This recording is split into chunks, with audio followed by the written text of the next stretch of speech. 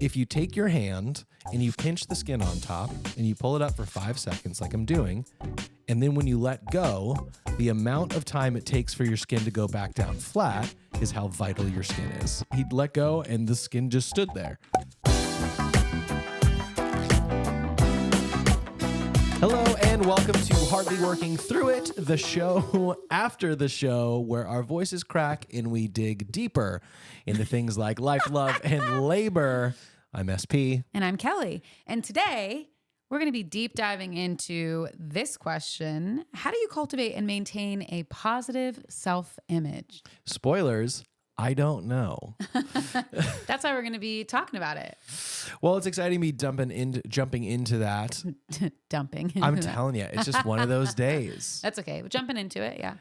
Jumping into it, but as usual with Hardly Working Through It, before we get to the question at hand, we like to take 2 or 3 questions about us to dig a little deeper to get to know us. That's right. I added one in there. Good luck. Oh, you did? Yep. Just let it come. Read them through and then... I'm going to cold read them. Kelly...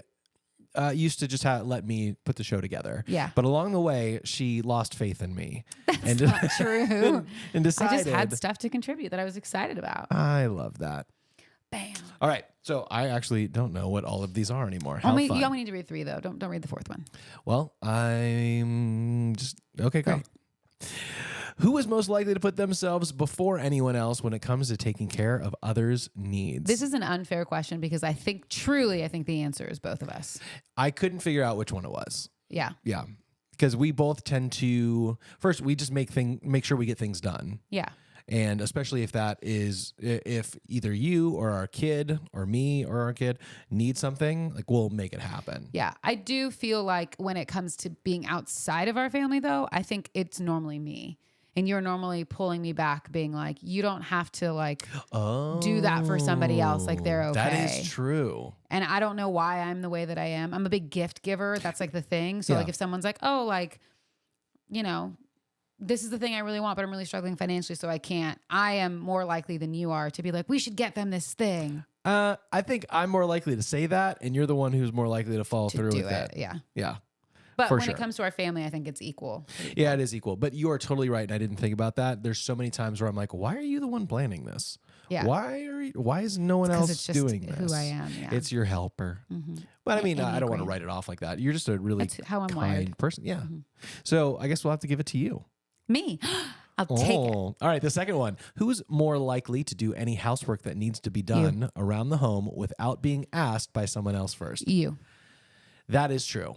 Because Not anymore. I'm just kidding. But you. No. Well, you've definitely been doing more lately too. Yeah. Than before. But you're the one who's more handy, and so you're more likely to be like, oh, I noticed that this thing was loose, and so now I'm pulling in the middle of whatever we were doing. I'm pulling out my tools, and I'm going to go fix it really quick.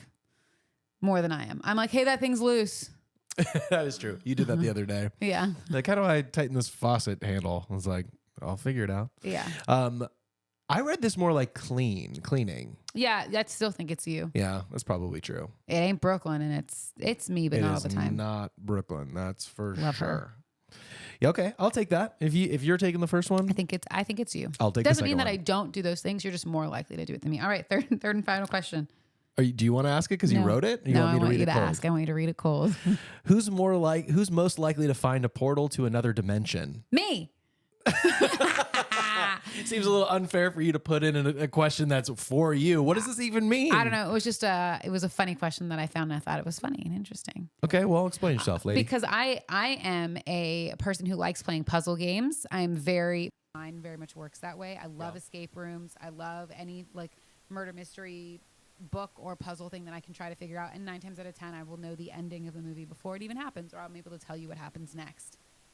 Because that is true. My brain processes through that way. I think that if a portal to another dimension existed, I think I'm the more curious one that would be able to figure it out. I'm curious and I'm good at puzzles. So I think I'd be able to figure out how to find it. Does that make sense? Hopefully the puzzle isn't in VR or the new dimension isn't in VR. If it's in VR, it's you, not me. So you'd be feeling sick. Yeah, I would. I agree. You'd definitely find a portal because I'd be like, don't go near that portal. Yeah, I think it's funny. I'd be like, where does it go? I've never seen a portal. No, you wouldn't. We'd probably throw stuff. Rock. Yeah, we'd throw stuff in. Here's a phone. It's recording. Oh. What happens? We'd throw, well, hopefully don't start with the phone because we'd like throw a rock and we'd be like, how do we know? We got to attach something, pardon me, to it. One hiccup, only ever one. We have to attach something to it. So we attach a rope to a phone. We probably don't do that first. We attach a rope to something else just to see if it comes back. We're not going to waste a phone in a portal. True. And then a note that says, hello, is anyone there? Yeah. Do you like me? Yes or no? Yes or no, check yes. And then we'd do the phone. And then we'd go in. Find somebody who was willing to go in. That's right. Brooklyn? No. Anyway, random funny question. Oh, that's funny. I like it.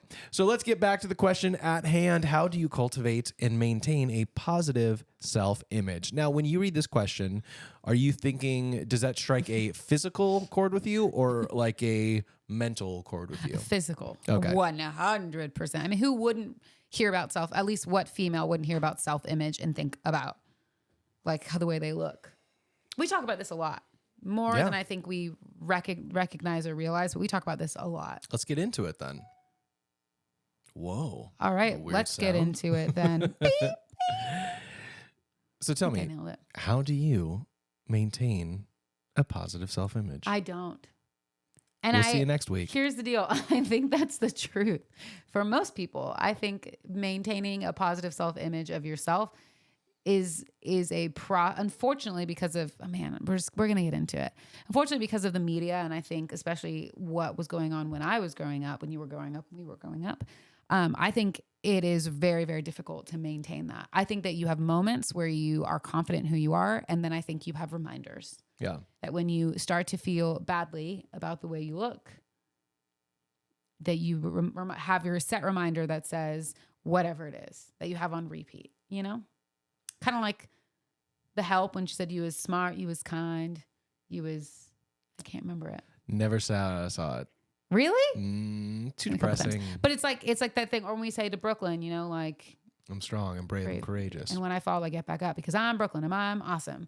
She'll probably have that in her memory forever. And it might be the thing that she says when she's having a tough time. You don't know. But I think that we create things like that say like, no, I'm, for me, it's something like I'm 32 years old and I should look the way that I looked when I was 18 and in high school. Reminding yourself of that, yeah. Yeah, I'm literally like way older than that now and I shouldn't look like that. I am growing and I am expanding in multiple ways for better. I love every way in which you've expanded. Thanks, babe. And I love every ounce of you. Thanks. You know, we do talk about this a lot. So since we're starting with the physical stuff and you mentioned like, don't have to be the same size as high school. Yeah. I don't know if we're in the majority of or the minority. I'm telling you, I hit my word count for the day. I don't know that I have any more correct grammar. You have it. I got you. You and I, whether we're in the majority or minority on this, you and I wear the same size clothing that we wore in high school. Just about, yeah. Well, yeah, it's easier with guys because we have like small, medium, large, extra, not like 2s and 4s. Yeah. But I've been a medium since high school. I've worn the same like 32 jeans and pants since high school. Yeah. And so it does still feel weird. It feels like you're doing something wrong when you're like, maybe I wear 34 now, or maybe I'm a large. It feels like you're failing. Yeah, which it shouldn't because you're just growing and getting older and experiencing more life and maybe have more money to buy more things. I mean, how great is that? I think it is hard, though. I think... by things, I mean food. Like more snacks and more things. Like that's what I mean when I say things. That's true. I think... I don't know what's harder, developing or keeping a positive self-image. Because much like you, I don't know that I have that. In certain aspects and areas of my life, I absolutely do. The things that I'm confident in, that I know I'm good at, I'm like, yeah, I'm good at that. Even that stuff you can need be reminders sometimes. A little shook up. Yeah, but when it comes to, I'm never worried about the person I am inside. Yeah. I really love the person that loves you and Brooklyn and the people that he meets. I love that person and I want that person. I'd call that for me, that's the soul. You know, it's not the body. Yeah. And it's not the ego either. The ego that's telling you all the things that are wrong and making up imaginary scenarios of this person hates you or whatever. That's the ego. But the soul, I love the soul that I have. And I think it's similar to your soul too. I think, that's why we work so well. But yes, sorry, going back to it, I think a lot of people probably struggle with that feeling as they get older. I remember when I was a kid, we'd always swim at my grandmother's house during the summers, and our cousins and aunts and uncles, they'd all come over. We were pretty close-knit growing up. And I remember looking at my uncles and stuff and being like, how could they not like take care of their bodies better? Like, why are they covered in hair and heavy? Like, why wouldn't they have six packs and be hairless like I see adults on television? Yeah. And then you get to be an adult, you're like, oh, because that takes work and life is busy and it's hard and all that stuff. Yeah. I don't live the same life that my family did 20 years ago, but of course, yeah, it's interesting as you start to get older how I would guess most people fall less in love with themselves as they get older. Yeah, I think people spend more time trying to learn how to fall in love with themselves than just being happy with who they are and the skin they have. Yeah. But again, I said this earlier, I think it has a lot to, especially people our age, it has a lot to do with what was in the media and what the media fed to us is like, this is important. Yeah. Like it's important to be thin and skinny. I mean, you had Paris Hilton come out and all that she wasn't anything. She wasn't an actress. She wasn't a singer. She was just like an icon. An heiress with yeah, you know what I mean? Low body fat. Yeah, do you know what I mean? And they like really played that up. And I mean, it's really popular right now with the Barbie movie, particularly with that because they're talking about it a lot. But like the media tends to pit females against each other and tends to talk about their size. Like, this is a lot going real deep, but especially specifically for females. And even when they ask like interview questions, you can go and watch montages of people. Specifically, you can watch them of like the Marvel cast as they ask like all of the boys great questions about, their character development or whatever. And they'll ask like Scarlett Johansson, like, how was it moving in your suit? Like, was it hard to move in that? And she's like, what? Like, you're going to talk about what I look like or what I wore or how my body was, or whatever. You're not going to ask me any of the same questions you ask the other guys. Yeah. Like, it's just ingrained in our culture and our society that we're going to talk about the way a female looks. Right. And I think it messes with us. And I think that is now started to spread to guys in the way that guys look too. There's more of a premium on like the way that people look. Yeah. And I think that's probably because there's truly never been a point in history that we have captured and recorded more of ourselves than now. Yeah. Everyone has a video camera in their pocket. Mm-hmm. Like, so I think it makes sense that people would be more conscious about that because they're always in danger of being filmed. Yeah. I'm not trying to take anything away from what you said about women because I think women in general tend to have it harder than men. The example that I think of when it comes to celebrities is one of my favorite in terms of male actors, one of my favorite actors, Jonah Hill, who's fluctuated on his weight a ton, but was pretty heavy for a long time. Yep. And I see these clips regularly where people in an interview ask him like, well, is it hard being the fat friend, the fat funny friend or whatever? Like what type of question is that? Is it harder to be funny now that you've lost all that weight? And these clips that we're seeing he's gotten to the point where he's just fed up with it. And of course, he's like, no. He literally leaves the interviews. Yeah. Which I'm not saying is a good idea, but it's definitely not exclusive to women, even though I think women have it so much harder. Because we've had it for longer. That's all. And then it's now within the last couple of years been like, oh, we can ask guys the same questions too. Yeah. I think, I'm going to try to take this from 2 points of view. One is how do you maintain a positive self-image as you get older? Mm-hmm.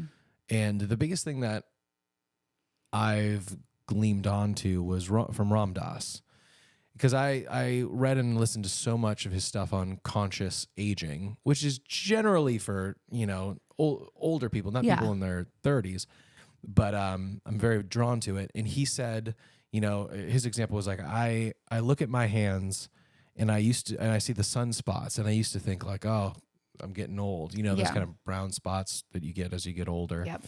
And then he said, now I start to see my father's hands in mine and the beauty in that. He tells this great story where someone asked him, a cosmetics company, to come and like give a 15-minute speech.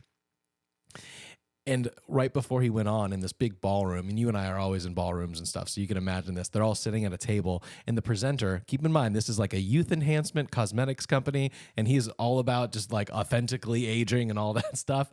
And the person goes, if you take your hand and you pinch the skin on top and you pull it up for 5 seconds like I'm doing, and then when you let go, the amount of time it takes for your skin to go back down flat is how vital your skin is. And everybody did it, and everybody's hand, went down kind of like mine. And he said he'd let go, and the skin just stood there. It just didn't move at all. And everyone at the table started freaking out. And then they sent him home with like a ton of lotions and all this stuff. That's so funny. But he makes this point, is that we all see, and it's been depicted not just in the media, but in literature, that aging is a problem. But aging not only is beautiful. It is. And not only is it a part of nature, but it's a part of life. And the example he uses, he says, it's as if in the fall when the leaves turn orange, we freak out and say, this can't be right. Get the green paint. We have to paint these green. Because as if that's a problem. And we approach aging as if it's a problem. I can tell you at my core, it feels like a problem. Yeah. Isn't that weird? Even though that's just, we all agree that we all live and then we all die and we all have to get older. We're all dying right now. It's just a part of life. Totally. I think one of the best things that's helped my what would you call it? Self-image? Perception? Image is perspective and remembering things like that. One, that everybody's getting older. And two, one of the biggest things in terms of getting older when it comes to self-image, hopefully I can remember the other part, but when it comes to self-image, is anytime someone close, even just slightly connected to me, passes away at an age that you wouldn't expect, I just remind myself, like when my dad died at, I think he was 53, he might have been 54, we'll call it 53. I thought to myself, okay, so if I knew I was going to die at 53 and I only have however many years left, like how would I change my life? Would I care about gray hair? Would I care about wearing a large shirt instead of a medium? Like, no. I'd be doing everything I could to experience life and to give love for the time that I had. Yeah. So I think perspective is a helpful thing there. And then, did you want to jump in? It sounded like maybe you had something to interject. But I will save it for when you're done, because you're talking about what's given you perspective. So I will talk about what has given me perspective. Okay. I'll just give it like one quick sentence that we'll get back to. I mean, I have more to say, but to put a button on this, the second part of it is what we talked about a couple of days ago on Hardly Working, and you and I talk about all the time, is truth finds you when you're ready. 100%. You can hate every little thing or little things about yourself or big things about yourself. Yeah. And then a couple of years later or something, you look back on it and you're like, that was so stupid. Like that wasn't even important, or no one noticed that. And then all of a sudden the truth that was still true those years ago becomes a reality in your life. So I think if you can kind of try to put yourself in a different perspective, you may be able to realize, for instance, I don't love that I'm 34, but if I double my age and I go, if I was about 70, I would look back at the 34-year-old self and be like, you were such an idiot to be like, I feel so old. Yeah. So if I can shift my perspective, it helps a little bit. What do you think? I was just going to say, you're talking about what gives you perspective. I think being a mom has given me a different perspective, specifically being a mom to a young girl. Yeah. Who's turning 9, going on like 16. I started to realize that, well, I mean, every parent says this, but it's true. Like, your kids pick up on what you say and will say the same things, or will start acting like you. And we see that in her. Yeah. And I realized, I think this was maybe a year and a half ago, I must have said something like, oh, I feel so fat, or I feel so big, or whatever. Right. And I remember a couple days after that, Brooklyn said something similar, like, my tummy is so big, I'm so fat. Yeah. And I remember talking to you and being like, I need to figure out how to change like the way I view myself, because I don't ever want Brooklyn to think that she's fat. And mind, she was 8 or 7 years old at the time. Like, she was young, and she's rail thin, and she's super skinny. Yeah, she's really athletic. Like, she's just a small kid. And even if she wasn't, like, I don't want her. It breaks my heart to think that she feels like she would need to fit into a box or be a certain way or be a certain weight or height or whatever. Like, I don't want her to feel that way. And I realize, like, it starts with me. Like, I can't control what happens at the other house and what her other mom says. I can control what I say and how I view myself and how I communicate that stuff to Brooklyn. I can be proud of the gray hairs that are coming out of like the same spot in my head. You know, I can be proud of whatever pant size I am, and I can be cute. Show her that you can dress cute no matter like what size you are. Do you think your kid, our kid, and confident in stuff? Sorry. Do you think our kid? No, don't apologize. I interrupted you. It's okay. Do you think that our kid or kids in general learn more about you telling them stuff like, "Hey, you're not fat," versus them seeing how you treat yourself in your self-talk? That one. Yeah. I think that's why, and I even knew I started doing this. I think I started walking around the house more, and like if I was working out, like a sports bra and my leggings. I didn't always need an oversized shirt covering me up. Like I can wear a mixture of like comfortable and sexy things and workout clothes and cleaning the house, whatever. But like I can feel beautiful and gorgeous in it all, whether or not I like the way I look, whether or not I'm working on the way that I look. Like I can still do that and be confident. And guess what? She does the same thing. She comes out in like little sports bra and her leggings, and she's like, I look just like mommy now. Like, and she's confident and proud of the way she looks and will wear what she wants to wear. And we got to talk to her about what she can and can't wear outside of the house. But like, I want her to be confident in who she is. And I realize that comes from me. It doesn't mean I'm perfect. I still have days where I break down crying because I'm not the same size I was in high school, or don't look the same or don't feel the same. But some of it I do for her, and some of it I learn along the way. One of the things I really like that Brooklyn hears is like we'll hype each other up at the house. Like you might walk out in like, your like leggings and a sports bra, and I'll be like, "Ooh, girl, look at you, you're looking good." And she'll be like, "Yeah, mommy, you look good." Yeah, it's cute. And she has learned so much of that she'll say stuff to like the checker at Ralph's grocery store, but she doesn't quite get it. She'll be like, I love your sweatshirt," and the sweatshirt is like the Ralph's hoodie. The branded hoodie. Yeah. It's like, it's so close funny. enough. That's great. Or your Target, everyone's wearing red. I like the color of your shirt. Yeah. But she, much like us, is looking for opportunities to like make people feel awesome. Yeah. Which I think is great. Yeah. And I think as well, you know, it's weird that we're so quick to hype people up and so quick to tear ourselves down, at least in internally. I think I'm more self-deprecating verbally than you are self-deprecating verbally. But I think that's changed me again because of Brooklyn, because I started hearing her say stuff, and not all of it was for me. Some of it I was like, I don't know where you heard that from, but like that's not how we talk about our bodies. You know, so I think I'm just more aware because I think she's going to relate to me more than she relates to you, because we're both girls. That's like truly that. Doesn't mean that she won't relate to you in other things, but specifically in this realm, like we look the same. We have the same parts, you know? Yeah. So speaking of the physicality of stuff, I know that everybody has things about themselves that they wish were different. And I think there's two different categories of people, though. There's some people who are like, I've worked so hard and I just can't get this to change. And then there's people that are like, I wish this wasn't the way it was. I'm not going to do anything about it. If you're the second type and you really are bummed about something, simply start doing something, you know, see if you can change it. A lot of stuff you can't. But I would say learning to love yourself, for some people, a very small amount of people, is easy. The Bert Kreischers of the world. Some people, I wish I was delusional enough to just be like, I am the greatest and everyone wants to be with me. Every man wants to be me and every woman wants to be with me. Like, but I don't have that type of ego. You know what I mean? Yeah. So most people don't, but learning to be content and to love yourself. It's not just like, I don't want to sound trite, be like, it's important. What I mean is like, you're stuck inside this spacesuit regardless of anything else. And obviously it's more important to like and love the person on the inside than the outside, but that's true too. Ram Dass talks about that in the 60s when it was his first LSD trip. Maybe not first, but he had an LSD trip with a colleague who worked at Harvard that was black. And while he grew up very liberal and very accepting, and this is the 60s, this is like civil rights movement, all this stuff. That's when the two of them realized, or at least he realized, that they're the same thing, just in different spacesuits. Like, how'd you get into that one? Like, that spacesuit's black, my spacesuit's white. Like, your spacesuit's short, that guy's spacesuit's tall. We're all just in these quote unquote spacesuits. And really the thing that matters, like I said, I know it sounds trite and like we've heard it, but you got to love the person on the inside, because there's nothing much you can do about the person on the outside. Yeah.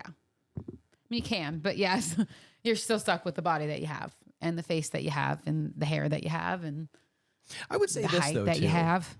So I heard this, and maybe you as the resident woman on the show can tell me if this is true. Me. I saw a TikTok that basically was talking about, it was, I think, just one girl. She was like, you need to understand something about like when I see any girl sees a guy. So broad strokes here. They're like, there's the really insanely beautiful ones, the models. Okay. It's like 10%. Okay. There's the terribly horrible looking, Okay. bottom 10%. And then the remaining 80% is kind of all pretty similar, Yeah. but someone can move where they're at basically based on their personality and that kind of 100%. stuff. Like there is something super attractive about, let me rephrase that. Attractiveness can change based on interactions, not just on the outside. I don't know if that's the same for guys in terms of the way they view girls, but that is how most girls work, I would say. Is like, yeah, you have like those people that you look at and you're like, dang, like you're a chiseled god, you know? Like, and there's not very many of those. And most of those tend to be movie stars that you're just like looking at and you're like, wow. Or just completely dull. Or they're not interesting, right? But that middle section you're talking about, you could be cute. I could think that you're very cute when I meet you, but if I talk to you and all you talk about is yourself, instantly I'm like, you're part of that bottom 10% now. It doesn't matter how cute you are. Yeah. If you suck at talking to people or aren't fun or funny or, caring about anybody other than yourself, like you're going to move down quite quickly. Oh yeah, for sure. Because it is about personality. At least for me, it's a lot about personality. And it's also about looks. I got to marry her. You're a hottie. You knew where I was going. You're I like, knew. well, he's also attractive. Yeah, but if you looked the way you looked and you had a like really bad personality, we would not be together. Look, 'cause I'd be like, I cannot be with you. You are not funny. I mean this in the most humble but self-aware way. I'm not the top 10% of hotness. I'm not the bottom low percent. I'm happily somewhere in the 80% middle. You're the top of my babe. Oh, okay. I've had to set myself apart by personality for sure. Like the thing that's more attractive about me has to be my personality, not my looks. It's a mixture of both. For you, yes. But to set myself apart in the 80%, for sure, I guess. it is the quick That's what humor. sets most people apart though too. Because you could put me in a lineup with my friends, my closest friends. Yeah. We all are pretty similar. Mm-hmm. Yeah, you know what I mean? true. What sets us each apart is our personalities and like the way we talk or the way we interact with people. But we're all pretty similar in that too. But you know that's what I mean? that's kind of what we're getting at, right? Is that how do you cultivate, maintain self-love? It's about learning to love yourself and not the suit that you're in. It's about perspective. That segues really well into the video that I brought today. Oh, great. We can watch it now and we can talk about it afterward. But you were talking about perspective. Like I think for me, that's a big thing of like gaining perspective. And we live in such a cool world right now where like you really can log onto TikTok or Instagram or anywhere and there's somebody else that's feeling the same way you have, who is just more creative than you, that's created something that expresses the way you're feeling so perfectly or the things that you need to like hear so perfectly. And I came across this lady. She lives in Canada. Her name is Josie Balka. She is a host on the radio, I'm pretty sure. And she writes poems. And I kid you not when I say that I cry almost every time I watch one of her poems because they're just so great. But this was a really cool one that I sent around to some of my friends actually. And I'm excited to show you. I don't know that you've seen it. I don't know.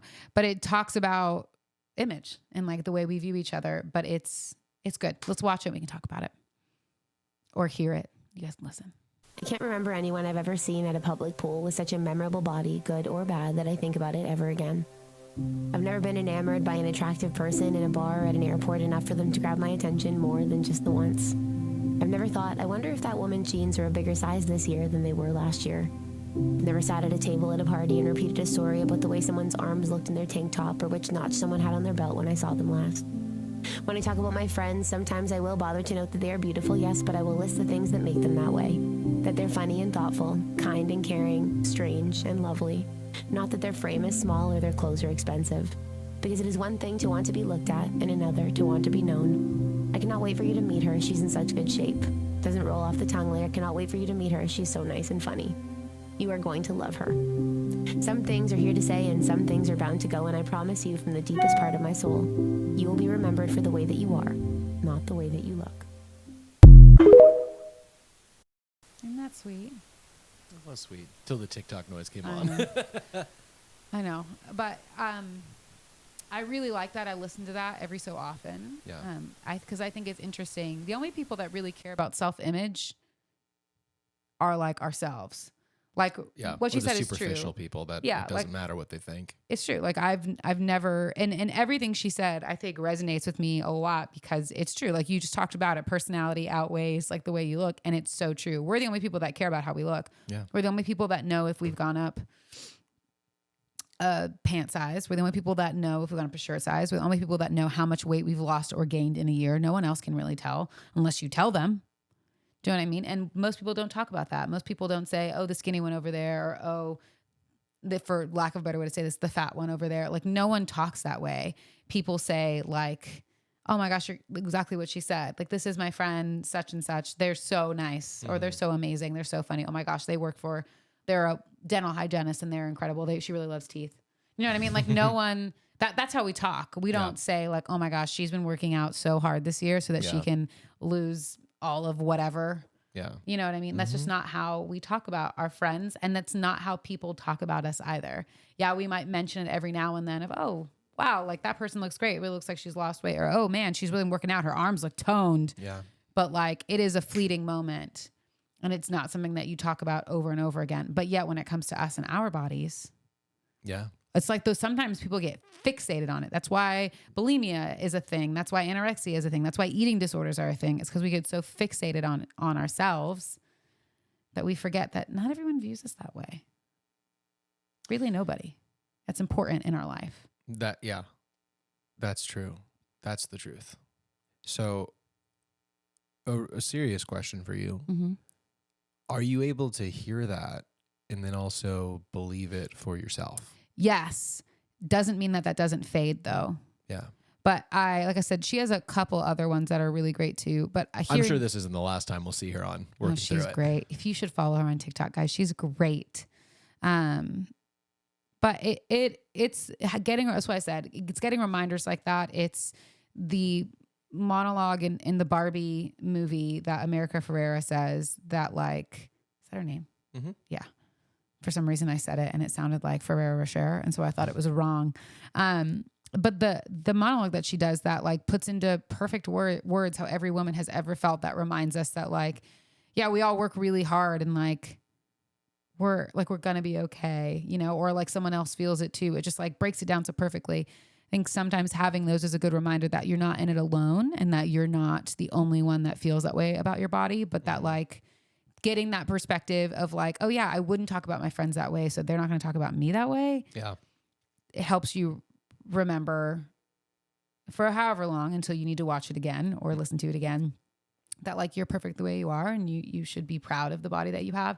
And that's been my big thing recently, is trying to be proud of the body that I have that does so much work for me.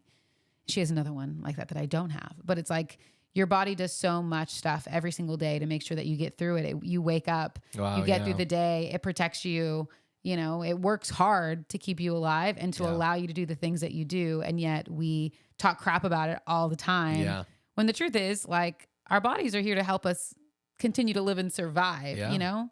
It's our job to nourish them and take care of them. Yes. Mm-hmm. But like everyone's body is different. Everyone's body changes the way that it's going to change. Yeah. One of the, I don't know if I heard this somewhere. I don't think I came up with it, but reframing the way that you talk to yourself. One thing that's always been on my mind is the things that you say to yourself in your head about your body, about whatever. If you wouldn't say that to a friend, then why would you say it to yourself? Exactly. You know, and it's easy to talk crap to yourself about yourself to yourself. For sure. Yeah. What you said is easier said than done. It's so hard to talk to yourself in a positive light. 100%. It's tough. I also brought in a video. You did? I did. Would you like to see my video? Yeah. Do you have any setup for it, or you just want to like put it on the screen? Just throw it in. No, this was a video that stuck out to me, and it's something that I think I'll probably incorporate in some of the speaking stuff I'm doing too, because I loved it. It's a poem by Caesar the poet.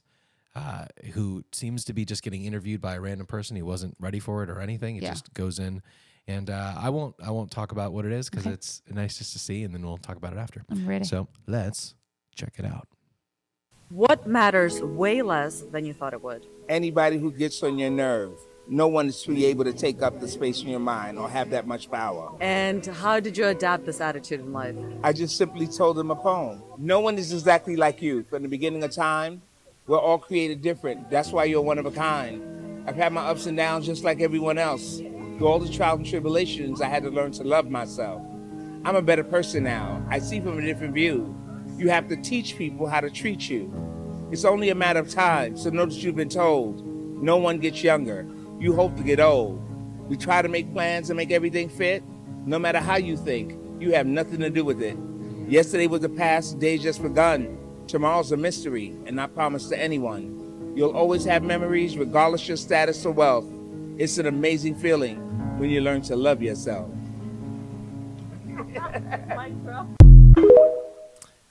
So that's that. That was fun. How do you feel about that? How do you feel about that? Mr. Interviewer over here, you brought the question. How do you feel about that?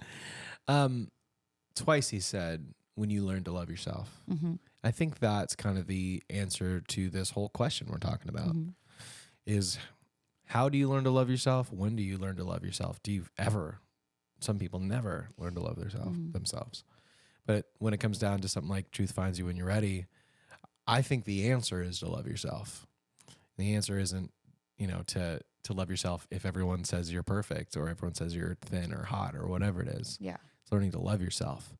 He said too, everyone's young and you hope to get old. Can you hope to get old? We all hope to never die, even though we will. But can you hope to get old while also hating to be older? You can, but it kind of flies in the face of what you want it to be. Yeah. And I think when you're stuck in situations like that, paradoxes, it's really hard to get out of it. Yeah. But if the goal is to hope to get old and to go through, as he said, your trials, your tribulations, and I'm a new person now, and something amazing happened when I learned to love myself. For me, I'm passionate about being a good human. Yeah. And about being a better human than, not that I was, but always be striving to be a better human and better person, better husband, better dad, better person to myself. I think learning to love yourself is the key. Yeah. I don't know, even if I had the answers, I don't know that anyone watching or listening would be able to use them because truth finds you when you're ready. That's true. But if you know that the truth just might be that things get better when you learn to love yourself, and maybe that'll crack the door open that one day you can walk through. It's good, babe. Thank you. You're welcome. Got really deep. It is a deep kind of topic. Yeah. I mean, it's been a deep episode. That's true. Not what I anticipated from this question. I know. I mean, I assumed self-image is such a thing that I think our society just struggles with, and I think we'll struggle with for a while. I mean, I have hope in the new generation that seems to just absolutely love themselves, regardless of how they look or what or anything. And I love that and wish I just had an ounce of that energy. Yeah.